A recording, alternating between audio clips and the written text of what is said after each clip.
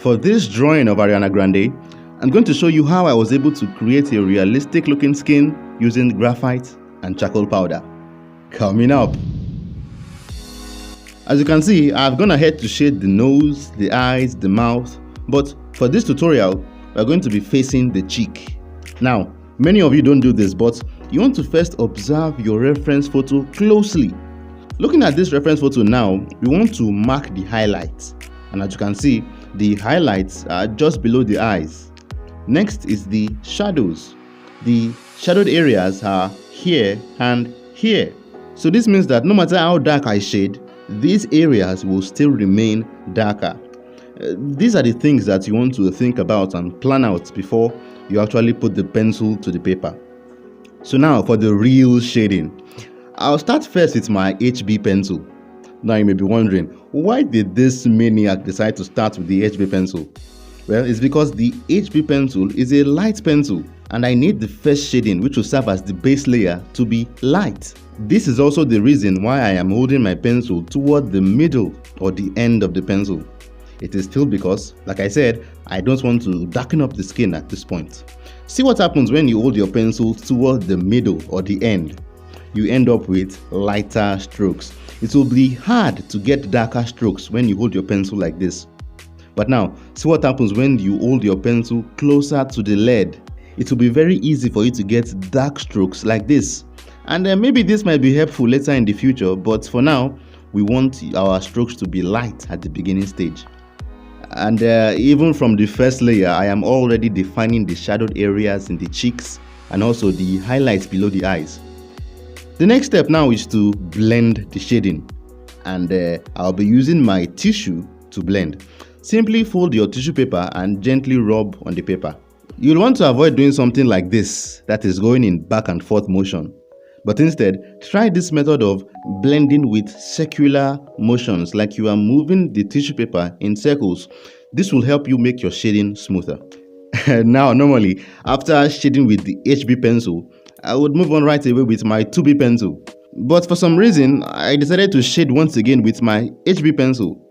If I'm being honest, I don't know what came over me, but it seems like I was afraid of going darker with a dark pencil. I know, right? Happens to the best of us. Anyways, I blend that layer, and like I predicted, I'm going now with my 2B pencil. You'll see that I am targeting the darker parts of the cheeks, that is the cheekbones and the jaw.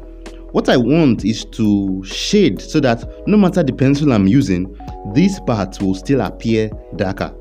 And of course, I still want to avoid shading over the highlights. While you shade, if you find that your shading isn't very smooth, it's most likely because you are shading using back and forth motions. Like we talked about with blending, you also want to try to shade using circular motions. That is a shade like you are drawing a bunch of circles on the paper. As I have done with the previous shading, I'm now going to blend again with my tissue paper. Normally, people will tell you to shade using blending stumps, but I haven't found much success with them. I much rather prefer using tissue. In fact, I haven't found any blending tool that is as smooth as the tissue. Now that the blending is over, can you guess which pencil I'll be using next? Of course, it's the 4B pencil. I'm still targeting the dark parts of the cheekbones and the jaw, but here's something that you want to avoid doing. Just because you are shading the dark parts, that doesn't mean that you are going to neglect the other areas of the drawings, like the midtones. If you don't shade other areas, this is what your drawing might turn out to be. So yes, by all means, make the dark and shadowed areas dark, but don't forget the midtones. And you will see me observing my words by shading the parts close to the nose and also the wrinkles in the cheek. And to top it all, I'm even using my 4B pencil to shade these midtones, which goes to show how dark you can take your midtones.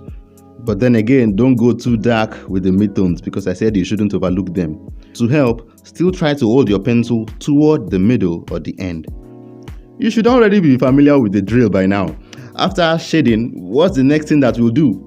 Yes, of course, we'll blend with the good old tissue. So we take our tissue and we blend the shading. Okay, now pay attention because the happy days are over. This is the result we get after shading with the graphite. It's not bad, it looks fairly okay. But if you compare this with what we have on the reference photo, you can see that we still have a long way to go, at least in regards to the bottom of the jaw. This is why it pains me deeply in my heart to say this, but we have no other option. I'm forced to bring in the charcoal powder. I'm actually thrilled to use the charcoal powder. I love it so much. In fact, I've been holding myself back from using the charcoal powder so far. Get yourself a brush and dip it into the charcoal powder. Of course, you want to remove the excess powder on a piece of paper and then bring it to shade the skin. Now, even if you hate my voice and don't like to listen to anything I say, please, this time, for your own good, take note of this. Don't start to shade using full force with the charcoal powder. Start with the dark areas and hold your brush towards the end of the stick and blend very softly in circular motions. Then as you progress, you can now begin to apply more pressure on the brush. You'll notice that I am targeting the very bottom of the jaw since that is the darkest. In fact, for the jaw, the powder was not even enough. I had to go further in with my charcoal pencil to really create that dark shadow. Then I blended with my angle brush. And yes, even while I was shading the forehead, I still use the same method that I showed you now. That is, I shade with the graphite pencil and then I finalize with my charcoal powder. In any case, this is the final result of my Ariana Grande's drawing.